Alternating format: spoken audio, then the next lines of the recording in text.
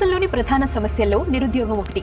గత కొంతకాలంగా నిరుద్యోగ తీవ్రత పెరుగుతున్నట్లుగా నివేదికలు చెబుతున్నాయి. 2018లో నిరుద్యోగంతో 2741 మంది ఆత్మహత్య చేసుకోగా 2019లో 2851 మంది బలవంతంగా చనిపోయారని ఇటీవలే పార్లమెంటుకు తెలిపింది కేంద్రం. కిలోమీటర్ల దూరం నుంచి ఇక్కడికి వచ్చారు.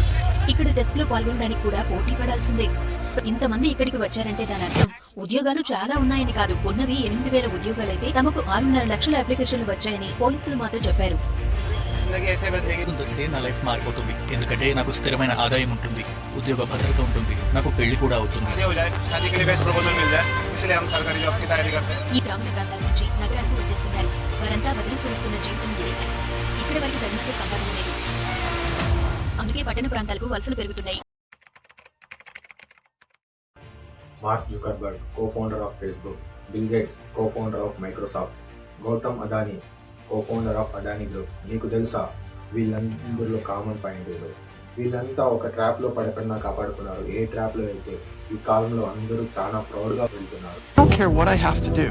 If I have to move somewhere or start something or whatever it may be, I am not going to put my children into a system that doesn't understand the gifts and abilities I have just because they don't fit on the conveyor belt. And in the US, there are more than 5 lakh people who don't send their children to school. Ironically, mostly all teachers, because they know how screwed up the system is.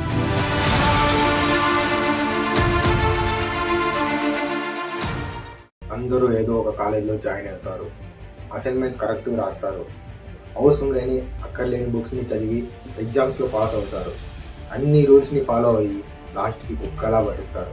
ఈ నమ్మకంతో ఎప్పుడైతే college నుంచి బయటకు వస్తామో మంచి job దొరుకుతుంది, చేతిలో ఒక graduation degree ఉంటుంది, దాని తర్వాత పేరెంట్స్ కోసం ఒక పెద్ద ఇల్లు కొంటాం, మంచి కార్ కొంటాం, పెళ్లి చేసుకుంటాం, పిల్లల్ని మంచి కాలేజీలో చదివిస్తాం, చాలా డబ్బులు సంపాదిస్తాం. చాలు, ఇదంతా ఇమాజినరీ. రియాలిటీ ఏందో చూద్దాం. शुरू करिए, आप कितने साल के थे? सर उस समय हम 18 साल के थे और अभी हम 30 साल के हो गए। 30 साल। पिछले 12 सालों में आपने अपनी जिंदगी में क्या किया? जिंदगी में सर पढ़ते गया, डिग्री लेते गया। मैंने 3 सब्जेक्ट में पोस्ट ग्रेजुएट किया, बीएड किया, सीटेट क्वालिफाइड है, नेट क्वालिफाइड। 20 years కష్టపడి చదివిన తర్వాత ఫైనల్గా ఒక గ్రాడ్యుయేషన్ డిగ్రీ వస్తుంది. అప్పుడు తెలుస్తుంది జాబ్ దొరకలేదు. ఇన్ని ఇంటర్వ్యూస్ ఇచ్చినా ఏదో ఒక కారణంతో రిజెక్ట్ చేస్తారు. సొసైటీ మనల్ని గిల్టీగా ఫీల్ అయ్యేలా చేస్తుంది. మనుషులలో కలవడం మానేస్తాం. ఒక ఖాళీ రూమ్లో కూర్చొని లాస్ట్కి ఒకటే ఆలోచిస్తాం, దేవుడా ఏదో ఒక్క జాబ్ పుట్టించినతో. మెల్లమెల్లగా సెల్ఫ్ కాన్ఫిడెన్స్ తగ్గుతుంది. లాస్ట్కి ఎలాగో అలాగా ఒక జాబ్ దొరుకుతుంది. బట్ శాలరీ సరిపోదు, కానీ కష్టంలో ఆ జాబే చేస్తాం. ఫోన్ కొనాలనిపిస్తుంది, ఈఎంఐలో ఫోన్ కొంటాం. అప్పుడు భయం స్టార్ట్ అవుతుంది, ఇన్ కేస్ జాబ్ నుంచి తీసేస్తే ఎలా అని. మెల్లమెల్లగా మన డ్రీమ్స్ని చంపేసి ఇష్టం ఉన్నా ఇష్టం లేకున్నా అదే జాబ్ని చేస్తాం. మార్నింగ్ పోవడం, ఈవినింగ్ మళ్ళీ తిరిగి రావడం. మెల్లమెల్లగా ఈ ప్రాసెస్ అంతా ఒకరోజు అంతా నార్మల్ అనిపిస్తుంది. ఇదే పని చేసి ఒకరోజు వయసు అయిపోతుంది. మళ్ళీ అనిపిస్తుంది బహుశా నేను అన్లక్కీ ఏమో, చాలా కష్టపడినా కానీ ఏం సంపాదించలేకపోయినా. ఏ ఎడ్యుకేషన్ సిస్టమ్ అయితే చిన్నప్పటి నుంచి కళ్ళు మూసుకొని ఫాలో అయ్యి వస్తున్నాం, ఆ ఎడ్యుకేషన్ సిస్టమ్ ఇన్ని చేసిందే ఎందుకు? ఇన్ని ఒక ఒబీడియంట్ ఫ్యాక్టరీ వర్కర్గా మార్చేందుకు. The gang of 9 got together, I think it was, and decided this is what people should learn: physics, biology, chemistry, and this is how they should learn. It's like the newspaper industry, right? More printing presses, more big buildings, right? Makes us look grander. The people who built the schools were consciously aiming at eradicating the will of the students who were part of the system because they wanted them to be obedient. The entire purpose of a good university is to give you a foundation to fail, not a foundation to get an A. మీకు అనిపిస్తుంది నేనేం చెప్తున్నాను, కానీ give me a few minutes, ఈ మొత్తం trap అంతా మీకు అర్థమవుతుంది. ఇయర్ 1806 నెపోలియన్ ఆర్మీకి పర్షియన్ ఆర్మీకి ఒక వార్ అవుతుంది. పర్షియన్ ఆర్మీ ఒక మంచి ఆర్మీ అయినప్పటికీ ఈ వార్లో ఓడిపోతుంది. పర్షియన్ లీడర్స్కి అర్థం కాదు ఇంత మంచి ఆర్మీ అయినప్పటికీ ఎలా ఓడిపోయింది అని. చాలా ఆలోచించాక వాళ్ళకి ఒకటి అర్థమవుతుంది, మన ఆర్మీ గొప్పదే, కానీ వార్ సమయంలో వీళ్ళ సోల్జర్స్ వాళ్ళ సుపీరియర్స్ ఆదేశాలను పట్టించుకోకుండా వాళ్ళ సొంత నాలెడ్జ్ని యూజ్ చేశారు. ఈ వార్కి కాన్సిక్వెన్స్ ఏమంటే పర్షియన్ ఆర్మీ యొక్క హాల్ఫ్ టెరిటరీ నెపోలియన్ ఆర్మీకి ఇవ్వాలి.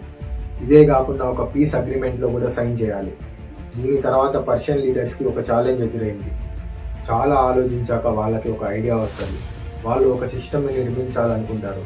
ఎలాంటి సిస్టమ్ అంటే లీడర్స్ ఏది చెప్తే అదే చేయాలి, సొంత ఐడియాస్ యూజ్ చేయకూడదు.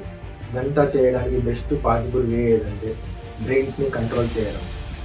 ఎస్, ఆ బ్రెయిన్స్ని కంట్రోల్ చేయడం ఎవరికైతే సొంతంగా ఆలోచించే ఏజ్ లేదు. ఎవరికైతే గుడ్ అండ్ బ్యాడ్కి డిఫరెన్స్ తెలీదు వాళ్ళకి ఏది చెప్తే అదే నిజం అనుకుంటారు. ఇలానే మెల్లమెల్లగా ఎడ్యుకేషన్ సిస్టమ్ బిల్డ్ అయింది.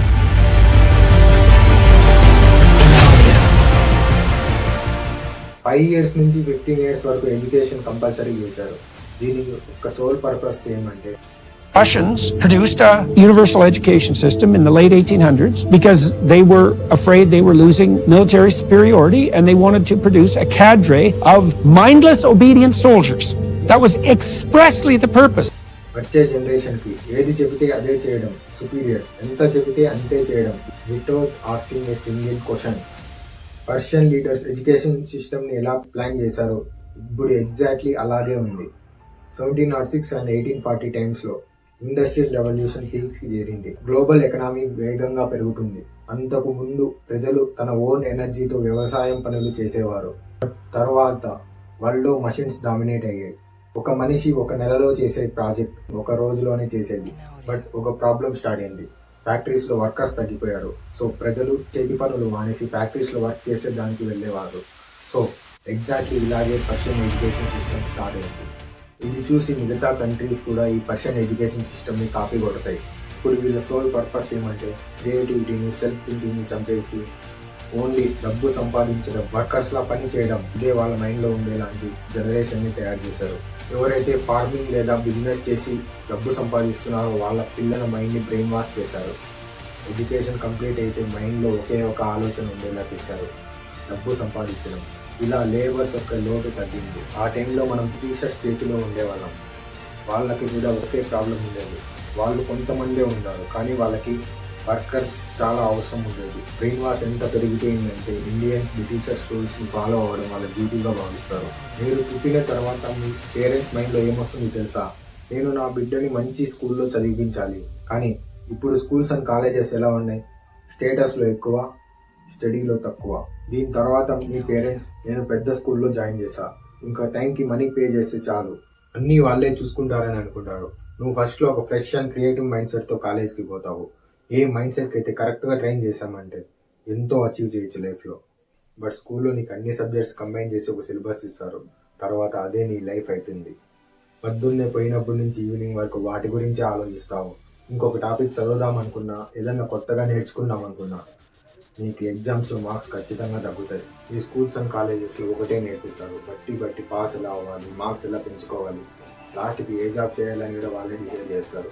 ఈ మైండ్ సెట్తో బయటకు వచ్చిన స్టూడెంట్ మైండ్లో ఒకటే ఉంటుంది, ఎలాగైనా జాబ్ కొట్టాలి అని. ఈ పూర్తి స్కూల్స్ అండ్ కాలేజెస్లో సెల్ఫ్ ఇండిపెండెంట్ గురించి అసలు ఆలోచనే ఉండదు. ఎందుకంటే ఈ పూర్తి ఎడ్యుకేషన్ సిస్టమ్ అసలు సెల్ఫ్ ఇండిపెండెంట్ కోసం అసలు తయారు చేయలేదు. ఈ పూర్తి ఎడ్యుకేషన్ సిస్టమ్ యొక్క అల్టిమేట్ గోల్ ఒకటి, ఇండస్ట్రీకి ఒక మంచి ఒబీడియంట్ వర్కర్ని ప్రొవైడ్ చేయడం, బాస్ ఇచ్చే ఆర్డర్స్ని ఫాలో అవ్వడం, సుపీరియర్స్ రెస్పెక్ట్ చేయడం. ఎలాగైతే మన స్కూల్స్ అండ్ కాలేజెస్లో చేస్తామో. లొంగి ఉంటేనే మనీ, లేకంటే రిజైన్. ఇష్టం ఉన్నా లేకపోయినా అదే వర్క్ చేయాలి. अंबानी, विराट कोहली, आमिर खान, नरेंद्र मोदी, ये सब हमारे इस करंट एजुकेशन सिस्टम के ट्रैप में नहीं फंसे. Like kids just in school kind of puzzled as to why they're there. ఏం తెలియని వరుసలో ఈ ట్రాప్లోకి వస్తాము. ఆ ఏజ్లో మనకి ఆలోచించి అర్థం చేసుకునే కెపాసిటీ అసలు ఉండదు. ఎప్పుడైతే గ్రాడ్యుయేషన్ ఏజ్కి వస్తామో ఆలోచించే క్యాపబిలిటీ వస్తుంది. కానీ అప్పటికే చాలా లేట్ అయిపోతుంది. చాలా ఏళ్ళ నుంచి ఈ సిస్టమ్ని ఫాలో అయ్యి మనకి ఏ రకంగా బ్రెయిన్ వాష్ అవుతుందంటే ఇదంతా ప్రాసెస్ మనకు చాలా నార్మల్గా అనిపిస్తుంది. 20 yearsలో మనం ఎన్నో లక్షల డబ్బు స్కూల్కి, కాలేజెస్కి, కోచింగ్ సెంటర్కి ఇస్తాం. కానీ దానికి బదులుగా మనకు తిరిగి వచ్చేది About 65% of the youth in India are jobless. 65%. How did this happen? देख लो भाई, अमेरिका में एक ट्रक ड्राइवर है ना, अभी स्लो चल रहा है काम, मंदे में 10 से 12 मतलब इंडिया का मोटा मोटा 10 लाख रुपए कमा रहे हैं. जब काम अच्छा चलता है तो 16 लाख रुपए इंडिया के कमा रहे हैं. इतना तो कोई मतलब You crack the IIT and you're set for life. A big pay package awaits you. Perhaps not anymore. The news coming out of the IITs is worrying. In the Bombay campus, 36% students are yet to be placed. We're talking about the best engineering college in India. Last year was more of the same. We looked at other IITs too. In the Delhi campus, 40% students were not placed in 2023. In Kanpur, 31% are yet to be placed. Indian software salary కంటే అమెరికాలో truck డ్రైవర్గా work చేసేవాడే ఎక్కువ సంపాదిస్తున్నాడు. ఇప్పుడు దీని అన్నిటికీ solutions ఏది? స్కూల్స్ని, కాలేజెస్కి పోవడం వదిలేద్దామా? మన ముందు 2 ways ఉన్నాయి. రియాలిటీని యాక్సెప్ట్ చేయడం, ఇదే ట్రాప్లోనే ఉండిపోవడం. సెకండ్, మనల్ని మనమే ఎక్స్ప్లోర్ చేసుకోవాలి, మన దారి మనమే డిసైడ్ చేసుకోవాలి. నాకు ఏం కావాలి, నాకు దేనిపైన ప్యాషన్ ఉంది, ఏ స్కిల్స్ నేర్చుకుంటే నేను సక్సెస్ఫుల్ లైఫ్ని లీడ్ చేయగలను. ఒకవేళ మీరు పేరెంట్స్ అయితే మీ పిల్లల్ని సైన్స్, మ్యాథ్స్, ఫిజిక్స్కే కాకుండా డిఫరెంట్ యాక్టివిటీస్ని ఎక్స్ప్లోర్ చేయనివ్వండి. వాళ్ళ బ్రెయిన్లో జాబ్ కోసం పని చేయించేలా కాకుండా సెల్ఫ్ ఇండిపెండెంట్ ఎలా అవ్వాలో నేర్పించండి. మీకు లైఫ్లో ఏదైనా వేటి మీదైనా ఇంట్రెస్ట్ ఉంటే ఎంత కష్టం వచ్చినా వాటిని వదలకు, వాటి మీద స్కిల్స్ని డెవలప్ చేసుకో. సొసైటీ నిన్ను డిస్కరేజ్ చేస్తారు. నిన్ను నువ్వు నమ్ము.